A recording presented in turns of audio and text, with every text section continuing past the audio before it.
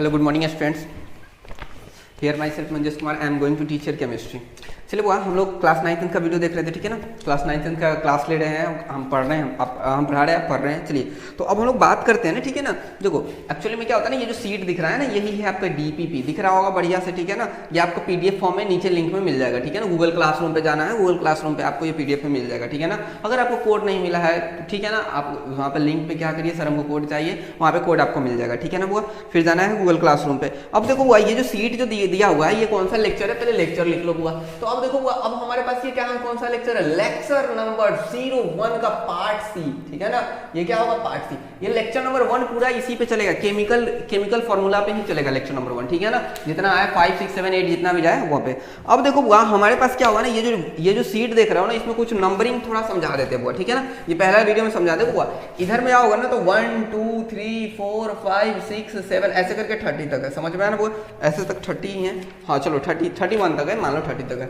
अब देखो बुआ, और फिर इधर में देखोगे तो बुआ ए होगा, फिर बी होगा, फिर सी होगा, फिर डी होगा, फिर ई होगा, ठीक है ना। ऐसा तो जब हम बोलेंगे बुआ इस क्वेश्चन का, देखो बुआ यहाँ पर मान लो, अगर मान ले हमको यहाँ पे इस क्वेश्चन को कहते हैं, इसका नंबर, इस क्वेश्चन का नंबर क्या होगा बुआ, इसका नंबर होगा 5A। क्वेश्चन नंबर क्या होगा, 5A। अगर तुमसे पूछा जाए बुआ यहाँ पर क्या होगा, फिर 5B में क्या आंसर होगा ये, फिर क्या होगा बुआ 5C, फिर क्या होगा 5D, फिर क्या होगा बुआ 5E। क्या समझ में आ रहा है ना, ये इसका मतलब ये हुआ भाई सर 5D का आंसर नहीं मिल रहा है, सर 5E का आंसर नहीं मिल रहा है, सर 6C का आंसर गलत है, ऐसे करके बताना होगा बुआ। उसी प्रकार से अगर मान लो 30 है तो यहाँ पे क्या करोगे 30BA, फिर क्या करोगे बुआ 30B, समझ में आ रहा है ना कैसे। फिर क्या होगा बुआ 30C, फिर क्या होगा 30D, समझ में आ रहा है बुआ, फिर 30E, समझ में आया ना बात, 30E। तो इस प्रकार से आपको सॉल्व करना पड़ेगा क्वेश्चन, ठीक है ना। तो देखो बुआ, अब इंट्रोडक्शन में हम लोग क्या करते हैं ना, पहले हम सिखाते हैं कैसे सॉल्व किया जाएगा। तो सबसे पहला नंबर क्वेश्चन है, देखो बुआ क्वेश्चन नंबर, देखो सबसे क्वेश्चन नंबर क्या करते हैं 1A देखते हैं, ठीक है ना।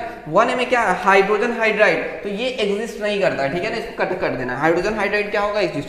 जब हाइड्रोजन हाइड्राइड के बारे में आप सर्च करोगे बुआ, कहीं पे भी गूगल पे सर्च करोगे तो वो क्या होगा H- होगा, तो ये कंपाउंड एग्जिस्ट नहीं करता, उसको हटा दो। चलो बुआ, अब 1A तो नहीं हुआ, अब क्वेश्चन नंबर देखते हैं बुआ 1B में देखते हैं, ठीक है ना। हाइड्रोजन क्लोराइड, क्या फॉर्मूला लिखा हुआ हाइड्रोजन क्लोराइड, तो कैसे बनेगा देखो बुआ, कैसे बनेगा क्वेश्चन देखो बुआ। सबसे पहले क्या करें ना 1B का, तो हाइड्रोजन, तो देखो बुआ जो नीचे इस साइड में लिखा हुआ पॉजिटिव रेडिकल है, तो पॉजिटिव देखो बुआ, पॉजिटिव रेडिकल्स को क्या करते हैं, पॉजिटिव रेडिकल्स को क्या करना है बुआ, लेफ्ट हैंड साइड LHS में क्या लिखना है, पॉजिटिव रेडिकल्स। RHS में क्या लिखना है बुआ, निगेटिव, सिखा रहे बुआ अभी, ठीक है ना। निगेटिव रेडिकल्स समझो, एक बार समझो, रेडिकल समझ में आ रहा बुआ। अब जब ये पॉजिटिव निगेटिव रेडिकल्स लिख दोगे तो इसकी वैलेंसी, पॉजिटिव रेडिकल की वैलेंसी लिखना, समझ में आना, वैलेंसी, पॉजिटिव वाला का वैलेंसी लिखोगे। उसके बाद इसके बाद क्या करोगे, इसका फिर निगेटिव वाला का क्या लिखोगे बुआ, वैलेंसी लिखोगे। अब देखो पॉजिटिव निगेटिव वैलेंसी लिखना और क्रॉस में इस बंदे को उठा के ऊपर कर दो, इस बंदे को ऊपर उठा कर दो, जो आएगा वही तुम्हारा फॉर्मूला आएगा। नहीं समझ में आया होगा बुआ, चलो एक दो क्वेश्चन हम करते हैं, समझ में आ जाएगा।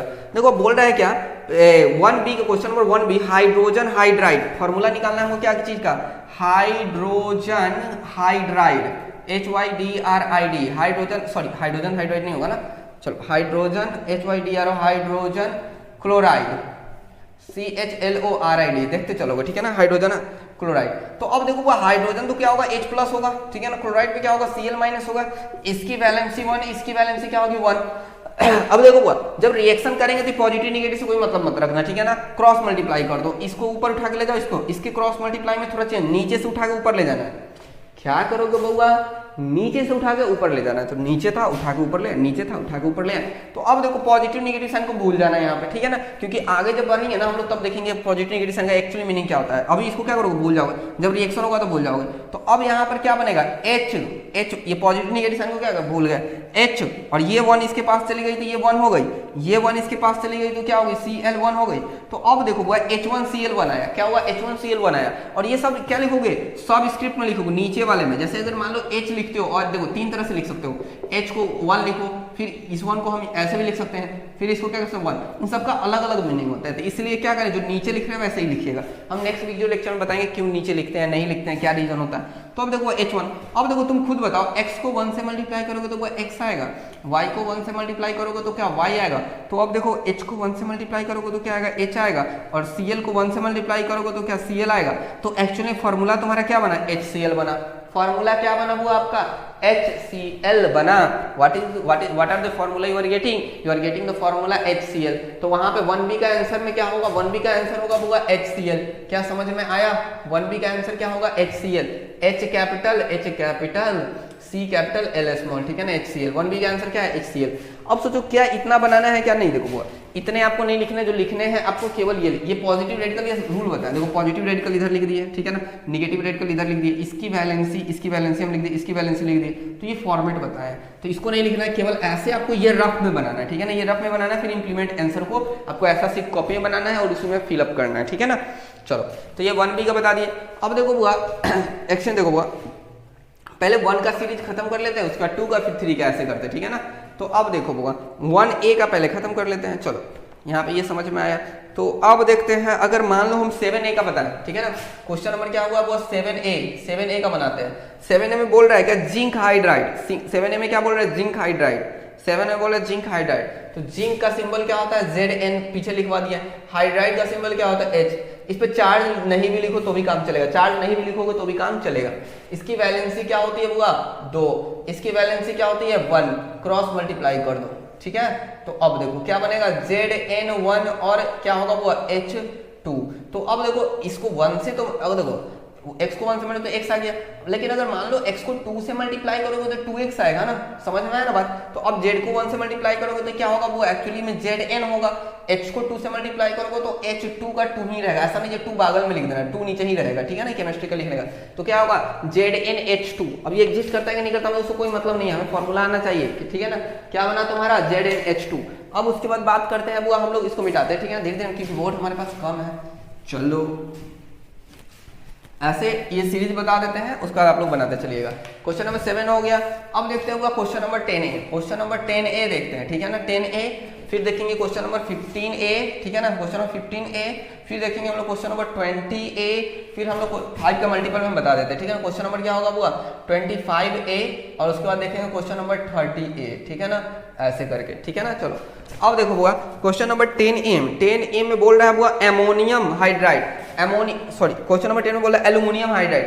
तो Al, सुनो बुआ Al, और हाइड्राइड का क्या होगा H। एल्युमिनियम का वैलेंसी 3, इसकी वैलेंसी क्या होगा बुआ 1, क्रॉस मल्टीप्लाई कर दो, इसको ऊपर उठा के इसको नीचे, इसको उठा के ले जाओगे तो क्या होगा Al1, इसको उठा के ले जाओगे तो क्या होगा Al1, और फिर क्या होगा H3, इसको मल्टीप्लाई करोगे 1 से तो क्या होगा AlH3, इसको 1 से मल्टीप्लाई करोगे तो क्या होगा Al, और इसको क्या करोगे 3, AlH3। ये तुम्हारा आ गया तुम्हारा क्वेश्चन नंबर 10A का फॉर्मूला, समझ में आया ना बुआ।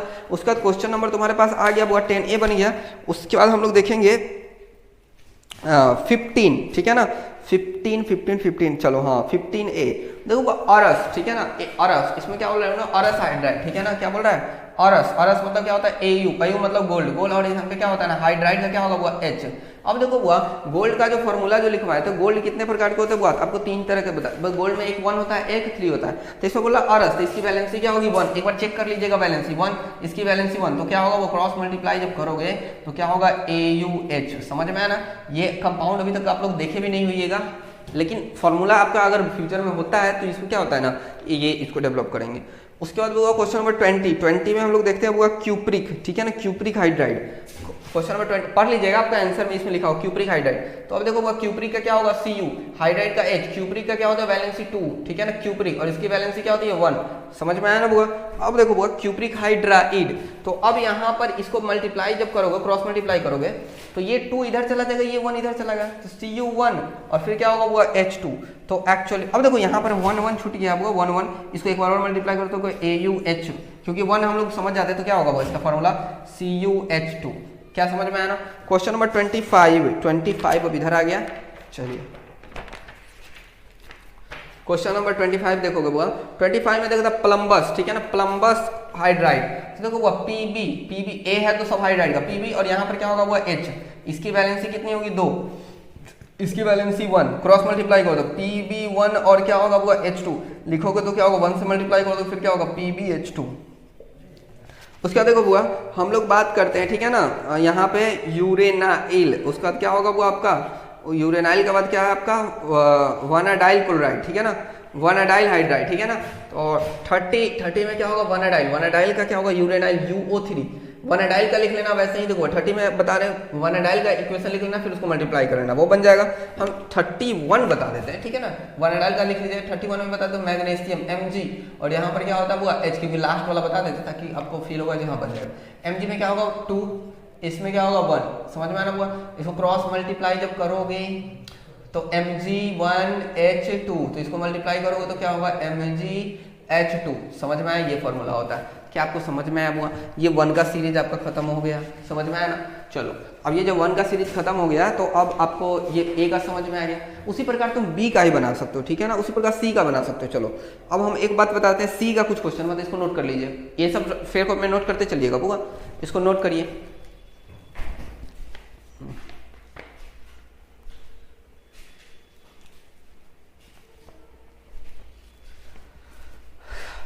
चलिए वो नोट हो गया होगा।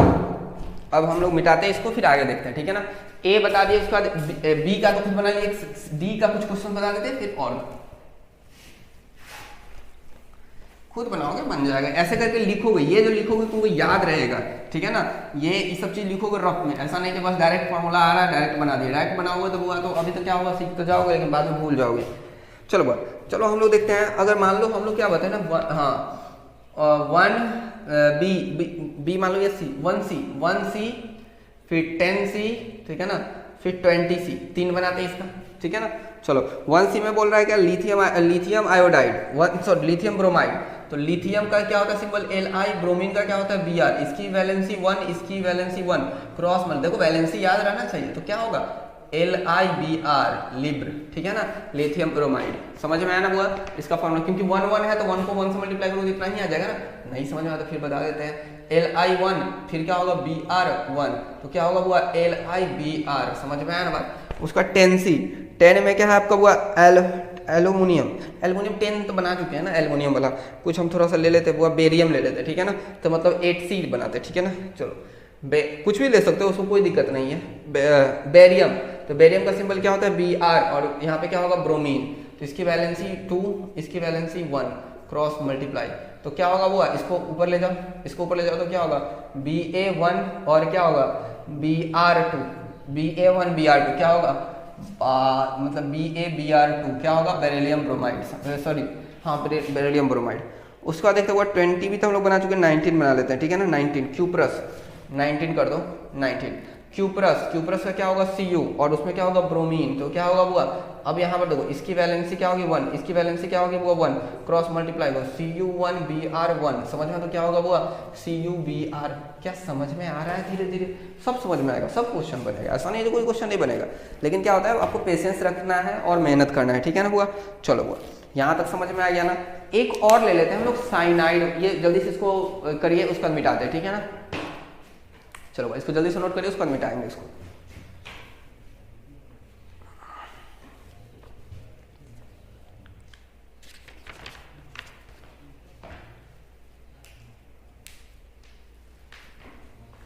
चलिए वो मिटाते हैं इसको, ठीक है ना, इसको नोट कर लीजिए, मिटाते हैं।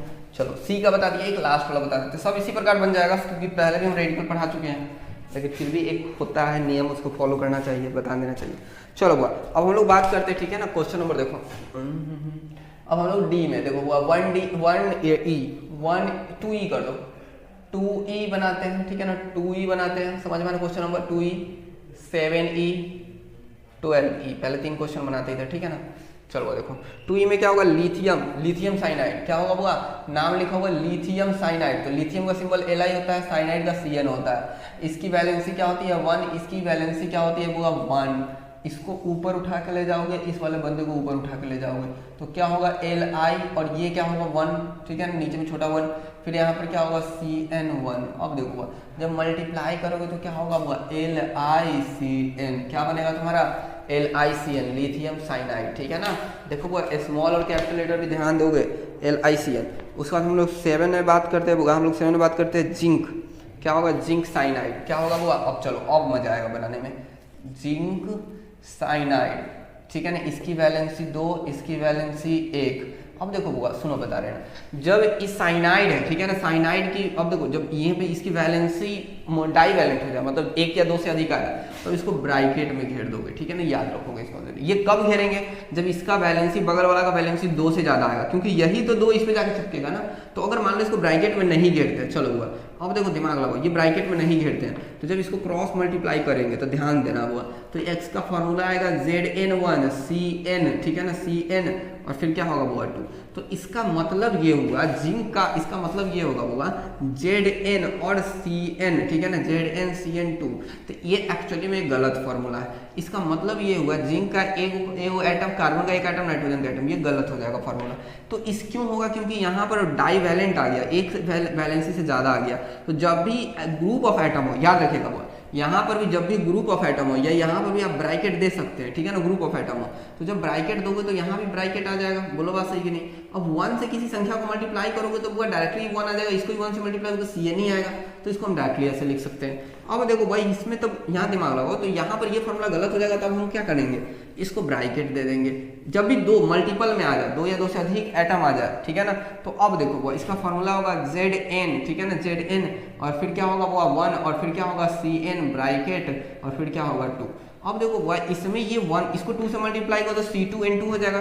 तो अब हम उतना नहीं करेंगे क्योंकि साइनाइड दिखना चाहिए, तो यहाँ पर क्या होगा ZnCN2, ये हुआ इसका रियल फॉर्मूला। अब समझ में आया ना भाई।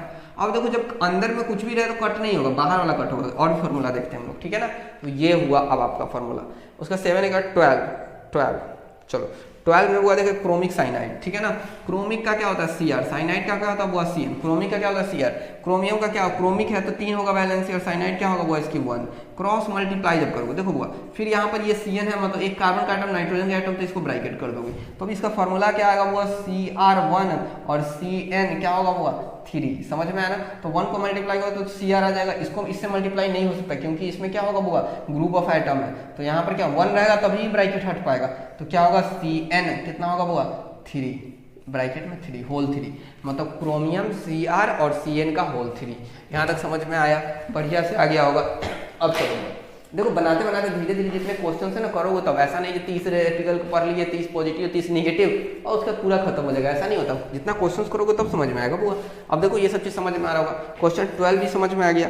उसके बाद देखो 12 के बाद हम लोग बात करते हैं ना 18E, ठीक है ना। अब देखो क्वेश्चन नंबर क्या बात करते हैं हम लोग 18E। देखो हम बना देते ताकि आपको दिक्कतें नहीं हो बुआ, समझ में है ना, इसलिए ये बता रहे हैं। अब देखो बुआ 18E का फॉर्मूला जो होगा बुआ, वहां पे 18 में क्या होगा बुआ आपका देखते हैं हम लोग। 18 में मैंगनीक, ठीक है ना, क्या होगा मैंगनीक। 17 कर दो ज़्यादा अच्छा रहेगा, पहले छोटा वाला बनाते फिर बड़ा वाला बनाते। मैंगनीश, चाहे इसको छोड़ ही दो 18 को, 1 मिनट देख लेते बुआ, ठीक है ना। हाँ इसको खुद बन जाएगा ना, हल्का है इसमें क्यूब रख, 19 ले लो, 20 ले लो, ज़्यादा अच्छा रहेगा। 20 पीछे बना चुके हैं, 20 लो 20E। अब देखो इसमें बोला क्यूप्रिक Cu, देखो मैग्नस का ही बन जाएगा, वैलेंसी याद होगा बन जाएगा, ठीक है ना, इससे चिंता नहीं करो सब बनेगा। हम थोड़ा ले लेते हैं यूनिक जो आपको थोड़ा दिक्कत हो, आप कभी नहीं देखे हो। तो देखो क्यूप्रिक साइनाइड, देखो क्यूप्रिक साइनाइड तो Cu और यहाँ पे क्या होगा Cn पे माइनस, समझ में आया ना वो। सॉरी चार्ट नहीं भी लिखोगे तो काम, लिखोगे तो भी कोई दिक्कत नहीं है, नहीं लिखो तो भी। अब जो क्यूप्रिक है तो वो इसमें 2 वैलेंसी होगी, इसकी वैलेंसी कितनी होगी 1 होगी, तो इसमें कुछ नहीं है तो इसको ब्रैकेट कर दो, ठीक है ना, चार्ज में रहने दो। तो अब जो क्रॉस मल्टीप्लाई करोगे तो अब देखो बुआ यहाँ पर क्या होगा Cu1 और फिर क्या होगा Cn पे 2, समझ Cun और Cn का क्या होगा होल 2। अब देखो यहाँ पर क्या होगा CuCn का कितना आ जाएगा वो होल 2, आंसर यही आंसर होगा। समझ में आया ना बात, यहाँ पे ये आंसर होगा। चलो वो अब हम लोग देखते हैं यहाँ पे एक ले लेते हैं हम लोग 21 भी बना ही देते, 21E का क्या होगा फेरस, ठीक है ना, Fe पे 2 पॉजिटिव चार्ज, समझ में आया ना वो। और इसमें साइनाइड Cn पे 1 नेगेटिव चार्ज। अब देखो इसकी वैलेंसी 2, इसकी वैलेंसी 1, क्रॉस मल्टीप्लाई जब करोगे तो क्या होगा वो Fe, थोड़ा काम तो टाइम तो लगेगा लेकिन बनेगा Fe, और फिर क्या होगा वो 1 और फिर क्या होगा Cn का होल 2, तो क्या होगा वो FeCn, Fe क्या बनेगा तुम्हारा FeCn का होल 2, ये हुआ तुम्हारा आंसर। एक और ले लेते हैं बुआ इधर से बैक साइड से, ठीक है ना, ताकि आपको बनाने में समझ में आए। अब देखो बुआ एक ले लेते हैं हम लोग बुआ एस्टैनिक, चलो इसमें नहीं बना है 24 का E, एस्टैनिक SN, समझ में आया ना बुआ। और फिर क्या ले लेते हैं एस्टैनिक साइनाइड CN। तो अब देखो बुआ इसमें क्या होगा, इसमें एक निगेटिव चार्ज, इसमें क्या होगा 4 वो पॉजिटिव चार्ज होगा, तो इसकी वैलेंसी 4 होती है, इसकी वैलेंसी क्या होगा ब्रैकेट कर दोगे, इसकी वैलेंसी 1 होती है, क्रॉस मल्टीप्लाई कर दोगे बुआ। तो अब देखो बुआ ये 4 इधर चला जाएगा, ये 1 इधर चला आया, तो ये 1 जब इधर आया तो क्या होगा SN1, चार्ज कैंसिल कर दोगे, ठीक है ना। अब देखो चार्ज क्यों कैंसिल कर रहे हैं, बाद में लास्ट लेक्चर में पता चल जाएगा चार्ज क्यों कैंसिल करते हैं। यहाँ पर क्या होगा बुआ CN, फिर क्या होगा बुआ होल 4। अब देखो ये 1 तो मल्टीप्लाई कर लेगा तो क्या होगा SN, और यहाँ पे क्या होगा CN का 4 का होल 4 होगा, ठीक है ना। तो यही होगा आंसर आपका, ठीक है ना, आप अच्छे से लिखिएगा। तो इस प्रकार से ये आप DPP1 को आप बढ़िया से बना सकते हैं। अगर फिर भी कोई डाउट रह रहा है तो कॉल करके पूछ सकते हैं, या आप उसको क्या कर सकते हैं ना बुआ, टेक्स्ट मैसेज भी करके आप लोग क्वेश्चंस पूछ सकते हैं, ठीक है ना बुआ। तो आज का लेक्चर हमारा यही समाप्त होता है, और आप बनाइए और जल्दी से इसका आंसर बताइए हमको, और आंसर मेरे व्हाट्सएप पे या प्रशांत सर के व्हाट्सएप पे आप जरूर अपलोड करें आंसर, सो दैट देखो एक्चुअली टारगेट मिला, उस टारगेट को फुलफिल करके दो, तभी आपको नेक्स्ट DPP मिलेगा, तो अच्छा फील होगा हाँ ये बन रहा है। अगर बेसिक नहीं बना पाओगे बुआ तो हार्ड भी नहीं बन पाएगा। तो पहले बेसिक ये पहला लेक्चर एकदम बेसिक है, केवल साइनाइड वाला में थोड़ा प्रॉब्लम होगा, बाद बाकी पीछे का सारा बन जाएगा, ठीक है ना। तो साइनाइड में अगर प्रॉब्लम होता है तो बताओ, ठीक है ना, कॉल करके बताओ, पूछो।